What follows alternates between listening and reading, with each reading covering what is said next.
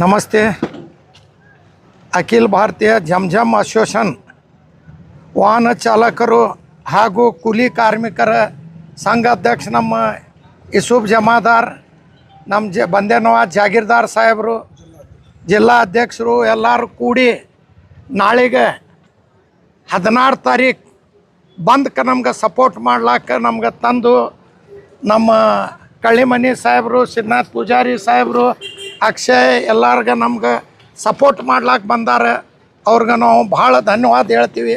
ಎಲ್ಲ ಸಂಘ ಸಂಸ್ಥೆಯವರು ಎಲ್ಲರೂ ಕೂಡಿ ನೀವು बंदಕ್ಕೆ ನಮ್ಗೆ सपोर्ट ಮಾಡ್ರಂತ ಎಲ್ಲರಿಗೂ ವಿನಂತಿ ಮಾಡ್ತೀವಿ. आज अखिल भारतीय जमजम एसोसिएशन की तरफ से ये जो 16 तारीख को बंद बुलाया गया है उसे समर्थन करने के सर मैं और हमारे जिला अध्यक्ष हमीद भाई मुशीर साहब पास आए थे. तो विषय क्या है, जो जज के ऊपर जो एक वकील राजेश किशोर जो जूता फेंके, वो सिर्फ एक जज का अवमान नहीं है, इडी सारे भारत देश के दलित समाज और पिछड़े समाज और ख़ास तौर पर जिन पर दौर्जन्य हुआ इनका अपमान किया गया है. इस सिलसिले में क्या है, 16 तारीख को पूरा बीजापुर बंद है. हमारा पूरा सहयोग रहेगा ये सारे संगठनों के साथ. मैं अखिल भारतीय राज्य अध्यक्ष यूसुफ जमादार.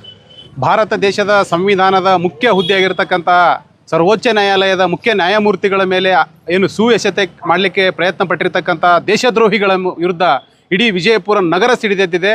ನಗರದ ಎಲ್ಲ ಪ್ರಜ್ಞಾವಂತ ನಾಗರಿಕರ ಜೊತೆಗೆ ನಮ್ಮ ಆಟೋ ಯೂನಿಯನ್ ಜಂಜಮ್ ಆಟೋ ಯೂನಿಯನ್ನ ಎಲ್ಲ ಪದಾಧಿಕಾರಿಗಳು ಇದಕ್ಕೆ ಬೆಂಬಲವನ್ನು ಸೂಚಿಸಿದ್ದಾರೆ. ಆ ದಿನ ಯಾವುದೇ ಆಟೋಗಳು ಕೂಡ ಜಂಜಮ್ ಯೂನಿಯನ್ದಿಂದ ರೋಡಿಗೆ ಬರೋದಿಲ್ಲ ಮತ್ತು ಬಂದ್ಗೆ ಬೆಂಬಲಿಸಿ ನಾವು ಕೂಡ ಪಾಲ್ಗೊಳ್ತೀವಿ ಅಂತಕ್ಕಂಥ ಮಾತು ಹೇಳಿರ್ತಕ್ಕಂಥ ಆಟೋ ಯೂನಿಯನ್ಗೆ ತುಂಬ ಹೃದಯದ ಧನ್ಯವಾದಗಳನ್ನು ಹೇಳ್ತೇವೆ.